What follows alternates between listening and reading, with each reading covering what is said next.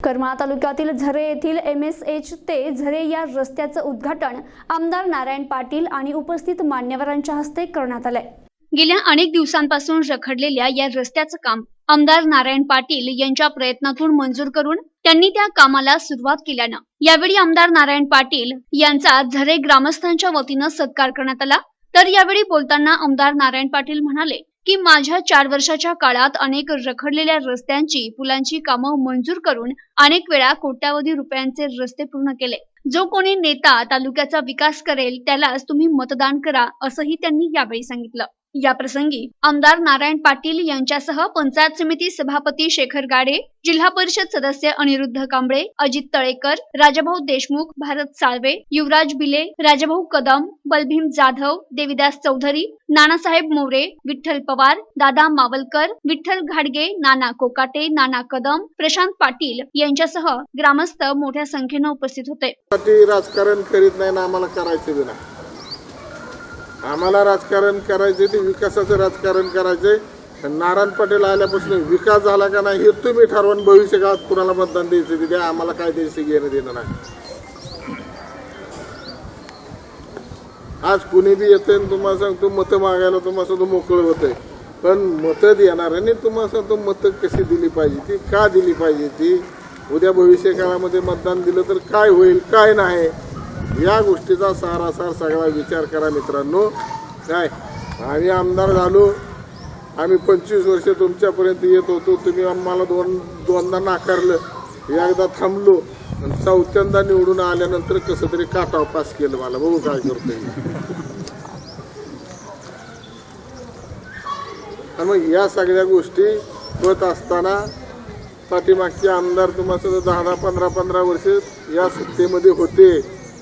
या बागलांच्या ताब्यामध्ये तुम्हाला सांगतो मकाई कारखाना ना आदिनाथ कारखाना 25 वर्ष 20 वर्ष तुम्हाला सांगतो हे कारखाने यांच्या ताब्यात आहेत। मी म्हणतो आदिनाथवर अनेकांनी वडावडी केली, अनेक चेअरमन झाले, तिथं भ्रष्टाचार झाला असं गृहीत धरा तुम्ही। पण मकाई सहकारी साखर कारखान्यावर कुणाचाही तुम्हाला सांगतो तिथं हस्तक्षेप नाही। सुतळीचा तोडा घ्यायचा म्हणलं तर इतर तुम्हाला सांगतो संचालकाला सुद्धा अधिकार नाही। पण जर बागलांचं चांगलं पारदर्शक काम असतं तर आज तिथल्या 25 महिन्याच्या पगारी कारखान्याच्या थांबल्या नसत्या। ज्या कामगारांचे उदरनिर्वाह चालत व्यवस्थित चालणार होते ते चालत नाहीत, ह्यांनी चोऱ्या केल्या नसत्या तर हे सगळं व्यवस्थित चाललं असतं। कारण काय आहेत तुम्ही कारणच बघित नाहीत, फक्त जात पात तुम्हाला सांगतो कोणतरी पाहुणं येत आहे म्हणून तुम्हाला मतदान देतात। काय मग तालुक्याचं ह्यांनी होणार आहे? अशा माणसाच्या हातून जर तुम्हाला सांगतो तुम्ही विकास तुम्हाला सांगतो हे करीत असाल, अपेक्षा करीत असाल तर मित्रांनो विकास होणार नाही। रस्त्याची मागणी गेली 25 वर्ष झरेगावचे सगळे कार्यकर्ते नेते मंडळी करत होती, परंतु आबांनी या कामामध्ये जातीनं लक्ष घातलं आणि या गावच्या रस्त्याचा हा महत्त्वाचा प्रश्न सोडवण्याकामी जवळपास 3 कोटी 80 लाखाचा निधी मिळवून दिला आणि त्याचा आज कामाचे शुभारंभ आपल्या सगळ्यांच्या हस्ते होत आहे। याचा एक या गावचा नागरिक या नात्याने मला खूप मोठा आनंद होत आहे।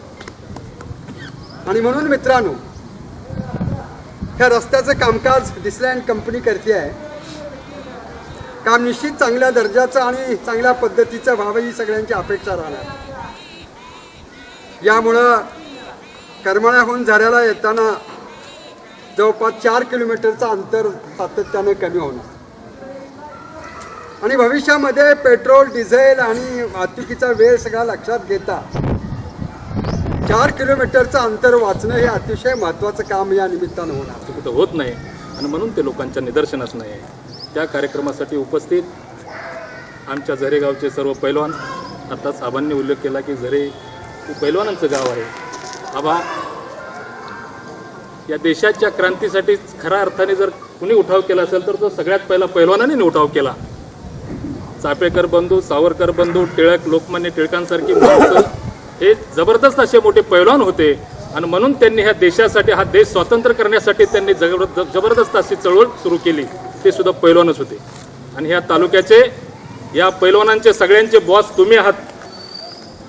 तुम्ही उपमहाराष्ट्र केसरी झालात, परंतु खरोखरच गोविंद बापूंच्या नशिबात असा एक पुत्र होता की त्यांच्याच नशिबात होतं की ह्या करमाळा तालुक्याचा विकास कशा पद्धतीने होईल. आतापर्यंत बरेच आमदार झाले, परंतु त्यांच्या नशिबामध्ये कुठला विकास नव्हता. परंतु हेच नशिबात होतं की आबांच्या या करमाळा तालुक्यातील शेतकऱ्यांचा अत्यंत जिव्हाळ्याचा प्रश्न सोडवण्याचं काम सुद्धा आबांनी अत्यंत चांगल्या पद्धतीने मंत्रालयातून चालू केलेलं आहे. प्रतिनिधी शीतलकुमार मोटेसह कॅमेरामन संतोष मोटे, NTV न्यूज मराठी, करमाळा, सोलापूर.